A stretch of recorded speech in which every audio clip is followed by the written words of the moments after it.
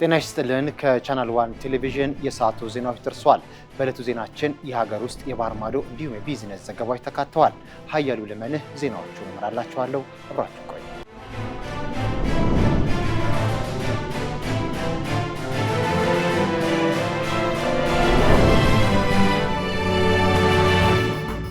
ኢትዮ ቴሌኮም የ4G ኔትወርክ የሚያገኘውን የህዝብ ሽፋን ወደ 95.5 በመቶ ከፍ ለማድረግ የሚያስችለውን ስምምነት ተፈራረመ። ለዝርዝሩ ማለት ደመላሽ። ኢትዮ ቴሌኮም ግዙፍ የኔትወርክ ማስፋፊያና የማዘመን ስራዎችን ለማከናወን የሚያስችል ስምምነትን ከዓለም አቀፉ የቴክኖሎጂ ተቋም ዜድቲ ጋር በባርሴሎና ተፈራረመ። ከ2026 የሞባይል ዓለም አቀፍ ኮንግረስ ጎን ለጎን የኢትዮ ቴሌኮም ዋና ስራ አስፈጻሚ ፍሬሕይወት ታምሩና ከፍተኛ የማኔጅመንት አመራሮች ከዜድቲ ኮርፖሬሽን ከፍተኛ የስራ ኃላፊዎች ጋር ስትራቴጂያዊ ስምምነቱን ተፈራርመዋል። ስምምነቱ 115 የገጠር ጣቢያዎችን ጨምሮ በአጠቃላይ 647 የኔትወርክ ጣቢያዎችን የሚያካትት ሲሆን የኔትወርክ ተደራሽነትን ለማሳደግና የኢትዮጵያን የዲጂታል አካታችነት ይበልጥ ለማስፋፋት የላቀ ሚና ይኖረዋል ተብሏል። ፕሮጀክቱ ሲጠናቀቅ የ4G ኔትወርክ የሚያገኘውን የህዝብ ሽፋን ወደ 95.5 በመቶ ከፍ የሚያደርግ ሲሆን ዘመናዊ የሞባይል ብሮድባንድ ኢንተርኔትን አገልግሎቱ ባልተደረሰባቸው የገጠር አካባቢዎች በማድረስ የኢትዮጵያን የዲጂታል ትራንስፎርሜሽን ያፋጠናል። ስምምነቱ አስተማማኝና ለወደፊት ዝግጁ የሆነ የቴሌኮሙኒኬሽን መሰረተ ልማት በመዘርጋት የዜጎችን የተቋማትንና የቢዝነሶችን አቅም የሚገነባ በመሆኑ ኢትዮጵያ በአፍሪካ ግንባር ቀደም የዲጂታል ማዕከል ለመሆን ለምታደርገው ጉዞም ወሳኝ እንደሆነ ተመላክቷል። የጣሊያን ባለሀብቶች በኢትዮጵያ ያላቸውን የኢንቨስትመንት ተሳትፎ እንዲያጠናክሩ ተጠየቀ። የኢትዮጵያ ኢንቨስትመንት ኮሚሽን መጋቢት 17 እና 18 2018 ዓ.ም በሚያዘጋጀው በኢትዮጵያ ኢንቨስትመንት ያድርጉ አራተኛው ዓለም አቀፍ የኢንቨስትመንት ፎረም ላይ የጣሊያን የውጭ ጉዳይና ዓለም አቀፍ ትብብር ምክትል ሚኒስትርን ጨምሮ የጣሊያን ባለሀብቶች በፎረሙ ላይ እንዲሳተፉ ጥሪ አቅርበዋል። ኮሚሽነር ዘለቀ ተመስገን በኢትዮጵያ የጣሊያን ሪፐብሊክ አምባሳደርና ሴም ፋብሪዝ ጋር በሁለቱ ሀገራት የኢንቨስትመንት ትብብር ላይ መክረዋል።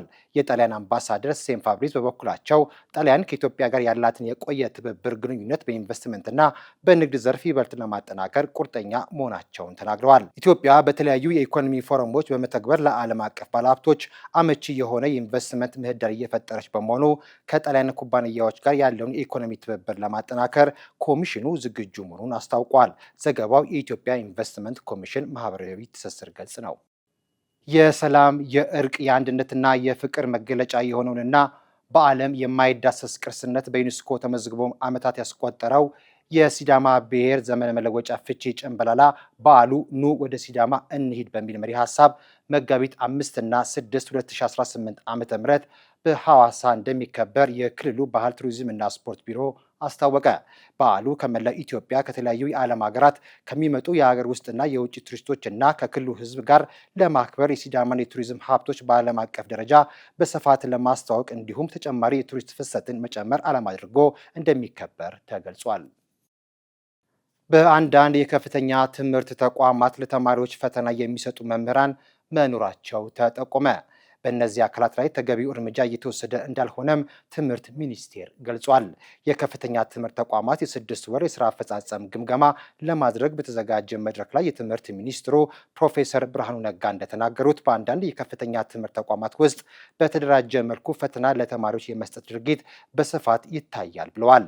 አክለውም በከፍተኛ ትምህርት ተቋማት የትምህርት አሰጣጡን በማሻሻል የተሻለ ለውጥ ለማምጣት ጥረት ቢደረግም አሁንም ፈተናን በተደራጀ መልኩ አሳልፈው የሚሰጡ አካላት መኖራቸው በትምህርት ጥራት ላይ ትልቅ ተግዳሮት ሆኖ መቀጠሉን ገልጸዋል።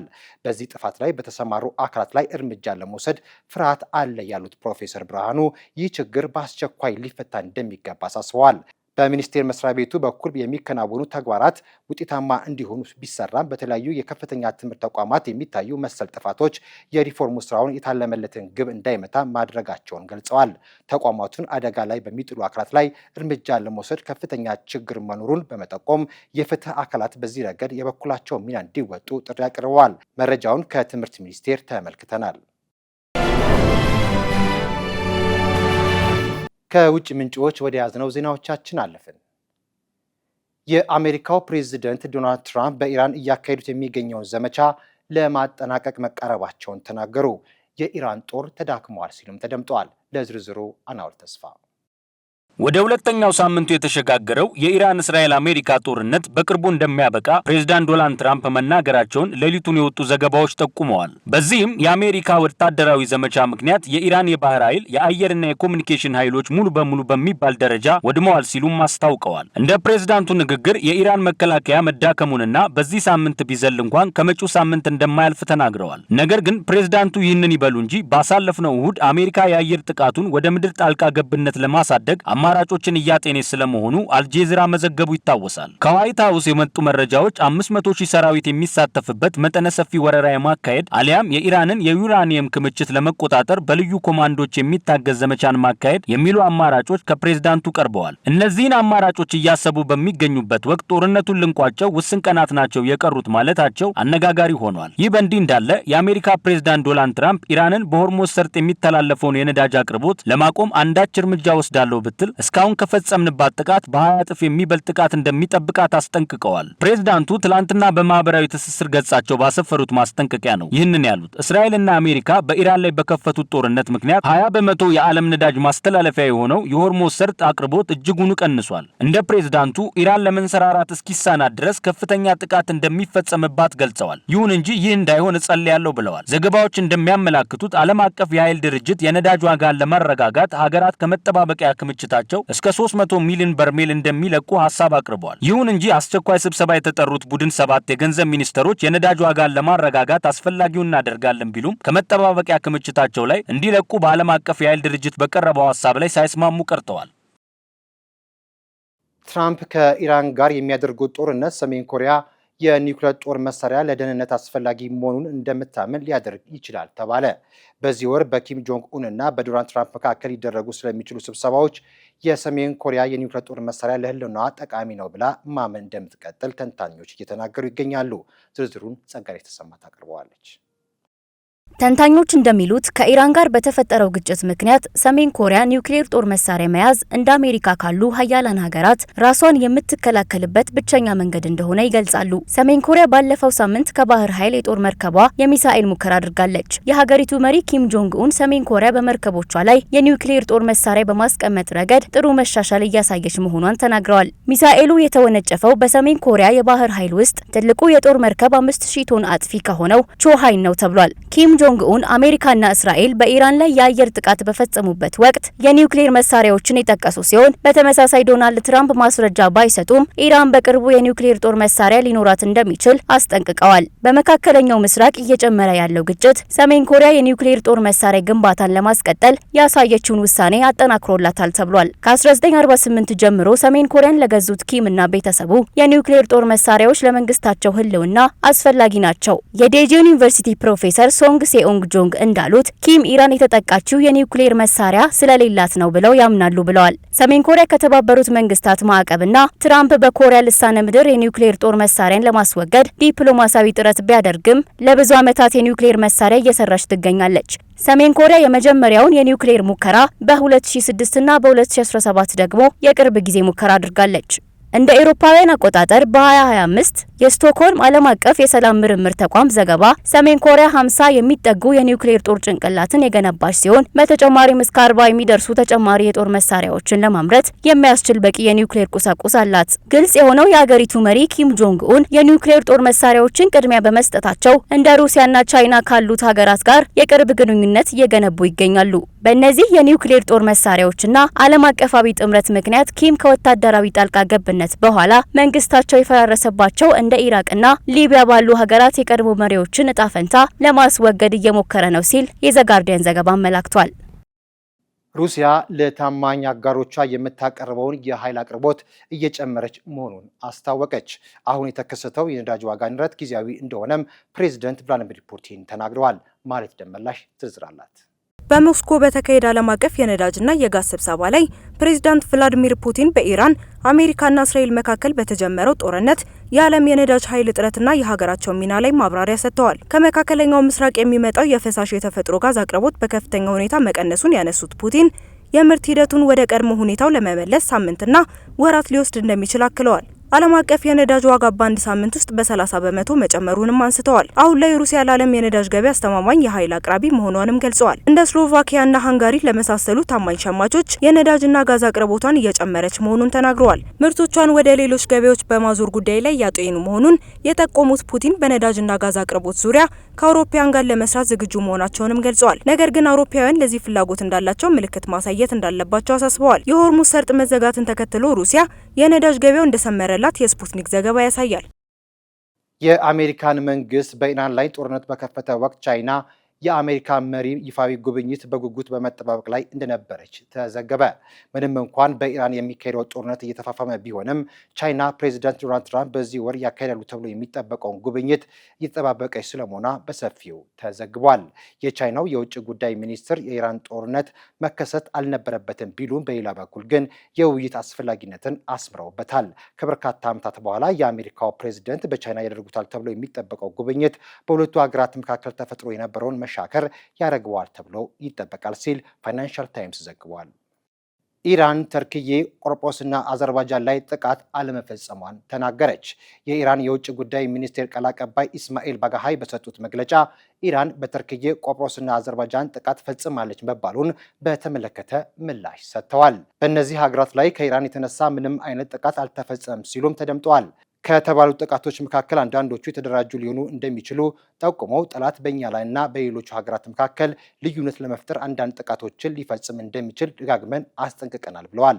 ተኩሱ ማቆም ስለሚቻልበት የሽምግልና ጥረቶች የተጠየቁት ባጋሃይ በዚህ ርዕስ ላይ የሚደረጉ ውይይቶች ለጊዜው አስፈላጊ አይደሉም ብለዋል። በዚህ ልዩ ነጥብ ላይ የትውልድ አገራችንን ከመጠበቅ ውጭ ስለ ማንኛውም ጉዳይ መናገር ምንም ፋይዳ የለውም ሲሉ አክለዋል። ይህን ጦርነት አልጀመርነውም ያሉት ባጋሃይ የመረጥነው ጦርነት አይደለም፣ በእኛ ላይ የተጫነ የግድ ጦርነት ነው ሲሉ ተደምጠዋል። ዘገባው የቢቢሲ ነው። በእንግሊዝ የሚገኘው የሮያል ግብርና ዩኒቨርሲቲ ተመራማሪዎች አርሶ አደሮች አረምን በዘመናዊ መንገድ የሚከላከሉበትን አዲስ ቴክኖሎጂ ይፋ አደረገ። ይህ ቴክኖሎጂ ድሮኖችና ሰው ሰራሽ አስተውሎትን በመጠቀም በእርሻ ማሳ ውስጥ የሚገኙ አረሞችን በትክክል ለይቶ ለማወቅ ያስቻል ነው የተባለው።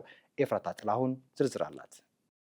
ቴክኖሎጂ የኬሚካል አጠቃቀምን በመቀነስ መድኃኒት በሙሉ ማሳ ላይ ከመርጨት ይልቅ አረም ባለበት ቦታ ላይ ብቻ እንዲያርፍ በማድረግ ለአርሶ አደሮች አስቸጋሪና ረጅም ጊዜ የሚወስደውን አረምን የመከላከል ስራ በአጭር ጊዜ ያከናውናል ተብሎ ትልቅ ተስፋ ተጥሎበታል። በተጨማሪም የዩኒቨርሲቲው ተመራማሪዎች እንዳስታወቁት በዚህ ቴክኖሎጂ አረሞች የሚገኙበትን ቦታ በትክክል መለየት ይቻላል። ስለሆነም ለጠቅላላው እርሻ ጸረ ተባይ ወይም ጸረ አረም ከመጠቀም ይልቅ ለሚያስፈልጋቸው ቦታዎች ብቻ ለመጠቀም ያስችላል። ቴክኖሎጂ ወደ አፈርና ውሃ የሚቀላቀሉ መርዛማ ንጥረ ነገሮችን በመቀነስ የተፈጥሮ ሚዛንን ከመጠበቁ ባሻገር አነስተኛ ኬሚካል ጥቅም ላይ በማዋል የአርሶ አደሩን የምርት ወጪ ይቀንሳል። እንደ ቢቢሲ ዘገባ በዩኒቨርሲቲ የሚገኙ ተማሪዎች በአሁኑ ወቅት ከተዘሩ ሰብሎች መካከል የተለያዩ የአረም አይነቶችን በትክክል ለይተው የሚያውቁ የሰው ሰራሽ አስተውሎት ፕሮግራሞችን እያሰለጠኑ ይገኛሉ ተብሏል።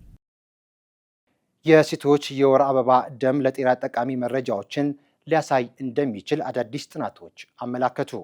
አብዛኛውን ጊዜ በሴቶች የወር አበባ ወቅት የሚከሰተው የደም ፍሰት በተፈጥሯዊ መንገድ ከተወገደ በኋላ ጥቅም እንደሌለው ይቆጠራል። ነገር ግን አዳዲስ ጥናቶች ይህ ደም ስለ ጤና ሁኔታ ጠቃሚ መረጃዎችን ሊያሳይ የሚችሉ ልዩ ባዮሎጂካዊ ናሙና መሆኑን እያመላከቱ ነው።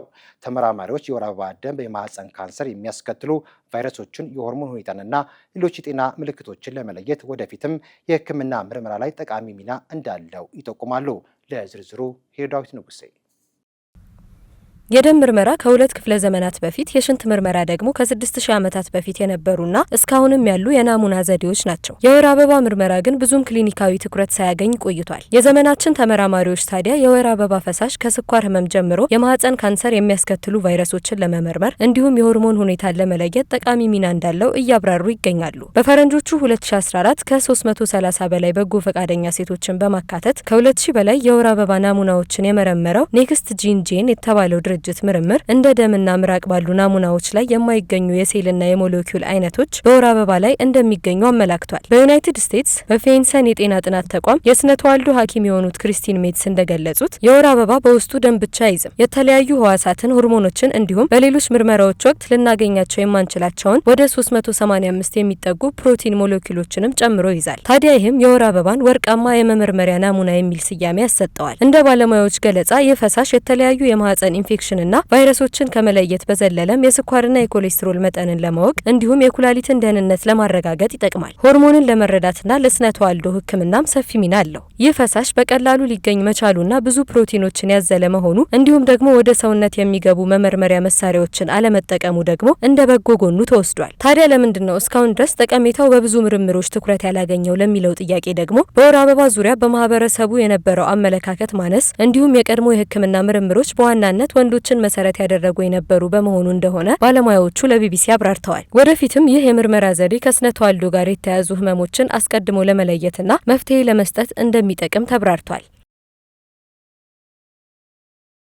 አእምሯችን ማስተዋል በሚጠይቁ ከባድ ጨዋታዎች መፈተን ጤናማ ሆኖ እንዲቆይ ይረዳል ሲል በአሜሪካ ወደ 2000 በሚጠጉ እድሜያቸው ከ53 እስከ 100 የሆኑ አዋቂዎች ላይ የተደረገ አዲስ የወጣ የምርምር ውጤት አመላክቷል። በየዕለቱ እነዚህን በእውቀት የተሞሉና ማስተዋል የሚጠይቁ የአእምሮ ልምምዶች ማከናወን በመርሳት በሽታ፣ በአልዛይመርና ሌሎች የአእምሮ እክሎች የመጠቃት እድልን በከፍተኛ ሁኔታ ይቀንሰዋል። ሊዲያ ዝናቡ ዝርዝር አላት።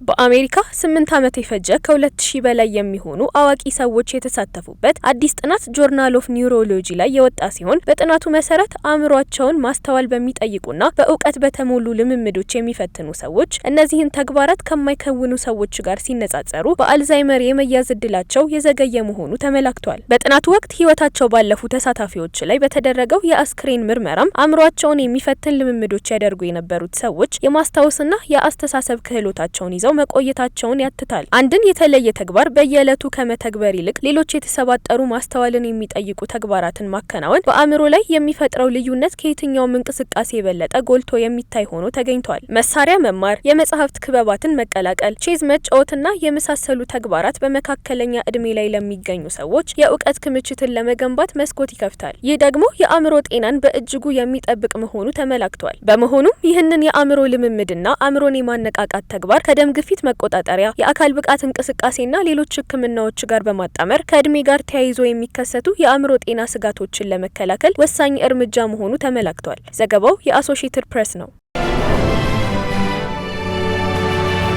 ወደ ቢዝነስ ዘገባችን አለፍን። በኢትዮጵያ ከፍተኛውን መጠነ ሰፊ የወርቅ ማውጫ ፕሮጀክት እያከናወነ የሚገኘው ኬፊ ጎልድ ኤንድ ኮፐር ለቱሉ ካፔ ፕሮጀክት ግንባታ የምህንድስናና የአቅርቦት ስራዎችን የሚያከናውን የውል ስምምነት ከሊኮፒዲየም ኩባንያ ጋር መፈራረሙን አስታወቀ። ስምምነት መፈረሙ የፕሮጀክቱን አካላዊ ግንባታና ተያያዥ የፋይናንስ ዝግጅቶች በተያዘላቸው እቅድ መሰረት እየተጓዙ መሆኑን የሚያረጋግጥ ሲሆን የመጀመሪያው የወርቅ ምርት እንደ አውሮፓውያን አቆጣጠር በ2028 መጀመሪያ ላይ እንደሚጀምር ኩባንያው ገልጿል። ለዚህና ሌሎች የቢዝነስ ዘገባዎች ባልደረባችን ማለት ደመላሽ የስምምነት መፈረሙ የፕሮጀክቱን አካላዊ ግንባታና ተያያዥ የፋይናንስ ዝግጅቶች በተያያዘላቸው እቅድ መሰረት እየተጓዙ መሆኑን የሚያረጋግጥ ሲሆን የመጀመሪያው የወርቅ ምርት እንደ አውሮፓውያን አቆጣጠር በ2028 መጀመሪያ ላይ እንደሚጀምር ኩባንያው ገልጿል። ለፕሮጀክቱ ልማት ከሚያስፈልገው 330 ሚሊዮን የአሜሪካን ዶላር ውስጥ 310 ሚሊዮን ዶላር የሚሆነው ተገኝቷል። የብድር አቅርቦትን ጨምሮ ቁልፍ የፕሮጀክት ስምምነቶች ተጠናቀው ወደ ስራ የተገቡ ሲሆን ቀሪ ሰነዶችን በሚቀጥሉት ጥቂት ሳምንታት ውስጥ እንደሚጠናቀቁ ይጠበቃል። ለፕሮጀክቱ ስኬታማነትም ሊኮፖዲየም የተባለው ዓለም አቀፍ ኩባንያ የማዕድን ማቀነባበሪያ ፋብሪካውን ኢንጂነሪንግና አቅርቦት እንዲረከብ ውል የተፈጸመ ሲሆን እንደ ኢትዮጵያ ኤሌክትሪክ ኃይልና የኢትዮጵያ መንገዶች ባለስልጣን ያሉ የመንግስት ተቋማትም የኃይልና የመንገድ መሰረተ ልማቶችን በማስተባበር ላይ ይገኛሉ። በተጨማሪም ቢሲኤም ለማዕድን ቁፋሮ የሚሆን መሬት የማዘጋጀት ስራን ሲያከናውን፣ ዳሽን ባንክ ደግሞ ለተፈናቃይ ነዋሪዎች የሚገነቡ ቤቶችን የፋይናንስ ድጋፍ እያመቻቸ መሆኑ ተገልጿል። ይህ ፕሮጀክት ከእቅድ ወደ ትግበራ መሸጋገሩ በኢትዮጵያ የማዕድን ዘርፍ ላይ ያለውን የኢንቨስትመንት ስጋት እንደሚቀንሰውና ለሀገሪቱ ከፍተኛ የውጭ ምንዛሬ እንደሚያስገኝ ይጠበቃል። መረጃው የካፒታል ነው። ሚድሮክ ኢንቨስትመንት ግሩፕ በ6 ወራት ውስጥ የ66 ቢሊዮን ብር ሽያጭ ማከናወኑን አስታወቀ። ሚድሮክ ኢንቨስትመንት ግሩፕ በ2018 በጀት ዓመት የመጀመሪያ 6 ወራት ውስጥ 65.9 ቢሊዮን ብር አጠቃላይ ሽያጭ በማከናወን ከእቅድ በላይ ውጤት ማስመዝገቡን ገልጿል። ተቋሙ የስራ አፈጻጸሙን በገመገመበት ወቅት እንደገለጸው ይህ አፈጻጸም ካለፈው ዓመት ተመሳሳይ ወቅት ጋር ሲነጻጸር የ71 በመቶ የሽያጭ እድገት አሳይቷል። በሪፖርቱ መሰረት ተቋሙ ከትርፍ አንጻር የእቅዱን 176 በመቶ በማሳካት ካለፈው ዓመት የ95 በመቶ ጭማሪን አሳይቷል። በተጨማሪም በግማሽ ዓመት ውስጥ ለውጭ ገበያ ካቀረባቸው ምርቶችና አገልግሎቶች ከ155 ሚሊዮን የአሜሪካን ዶላር በላይ የውጭ ምንዛሬ ለሀገር ማስገኘቱ ተገልጿል። ይህም ካለፈው ዓመት ጋር ሲነጻጸር የ53 በመቶ እድገት እንዳለው አመላክቷል። የሚድሮክ ኢንቨስትመንት ግሩፕ ዋና ስራ አስፈጻሚ አቶ ጀማል አህመድ የተመዘገበው ውጤት አበረታች መሆኑን ገልጸው በቀጣይም በማርኬቲንግ በምርት ጥራትና ወጪ ቅነሳ ላይ በትኩረት እንደሚሰራ አሳስበዋል። ግሩፑ በአሁኑ ወቅት ከ45 በላይ ድርጅቶችን በስሩ አቅፎ የያዘ ሲሆን ከ80 ሺህ በላይ ለሚሆኑ ዜጎች የስራ ዕድል መፍጠሩን በሪፖርቱ ተጠቁሟል። የቡድን 7 ሀገራት የነዳጅ ዋጋን ለማረጋጋት አስቸኳይ ስብሰባ ተቀመጡ። በኢራን ላይ በተከፈተው ጦርነት ምክንያት የነዳጅ ዋጋ በከፍተኛ ሁኔታ መጨመሩን ተከትሎ የቡድን 7 ሀገራት የፋይናንስ ሚኒስትሮች የነዳጅ ክምችታቸውን ወደ ገበያ ስለሚለቁበት ሁኔታ ለመወያየት አስቸኳይ ስብሰባ አድርገው ነበር። እንደ ፋይናንሻል ታይምስ ዘገባ ዓለም አቀፉ የኤነርጂ ኤጀንሲ ኃላፊ በተገኙበት በዚህ ስብሰባ የነዳጅ ገበያን ለማረጋጋት እንደሚሰሩ ቢወያዩም ከመጠባበቂያ ክምችታቸው ወደ ገበያ ለማቅረብ በቀረበው ሀሳብ ላይ ግን እንዳልተስማሙ ቢቢሲ ዘግቧል። ይህ በእንዲህ እንዳለ የመካከለኛው ምስራቅ የጸጥታ ቀውስ በዓለም አቀፍ የነዳጅ ገበያ ላይ ፈጥሮት የነበረው ከፍተኛ የዋጋ ንረት የዩናይትድ ስቴትስ ፕሬዝዳንት ዶናልድ ትራምፕ በጦርነቱ ዙሪያ በሰጡት መግለጫ ተከትሎ መረጋጋትን አሳይቷል። ፕሬዝዳንቱ መግለጫቸውን ከመስጠታቸው በፊት በበርሜል እስከ $118 ደርሶ የነበረው የድፍድፍ ነዳጅ ዋጋ ንግግራቸውን ተከትሎ በ12 ሰዓታት ውስጥ ከ$90 በታች ወርዷል። የቸኮሌት ዓለም አቀፍ ዋጋ መቀነስ ለካካኦ አምራች አፍሪካውያን አርሶ አደሮች ፈተና መሆኑ ተገለጸ። ምዕራብ አፍሪካውያን አምራቾች በተለይም ጋናና አይቮሪ ኮስት ካካኦ አምራቾች የቸኮሌት ዋጋ መቀነስ ኑሯቸውን እንዳከበደው እየተናገሩ ይገኛሉ። አሁን ላይ ቸኮሌት አምራች ኩባንያዎች የሚያመርቱትን መጠን መቀነሳቸውን ተከትሎና የሚጠቀሙት የካካኦ መጠን መቀነስ ለዋጋው ዝቅተኛ ምክንያት ሆኗል ነው የተባለው። አብዛኞቹ ካካኦ አምራች ገበሬዎች የታሰበውን ያክል ምርት ለፋብሪካዎቹ ባለመላካቸው ሳቢያ ላስረከቡት ምርቶቻቸው ገንዘብ ባለመከፈሉ ከፍተኛ ችግር ላይ መሆናቸውን ለቢቢሲ ገልጸዋል። ከዚህ ባለፈም ዓለም አቀፉ የካካኦ ዋጋ ከነሱ አንጻር የ40 በመቶ ቅናሽ ማሳየቱ ለዚህ ችግር እንደዳረጋቸውም ነው የተናገሩት።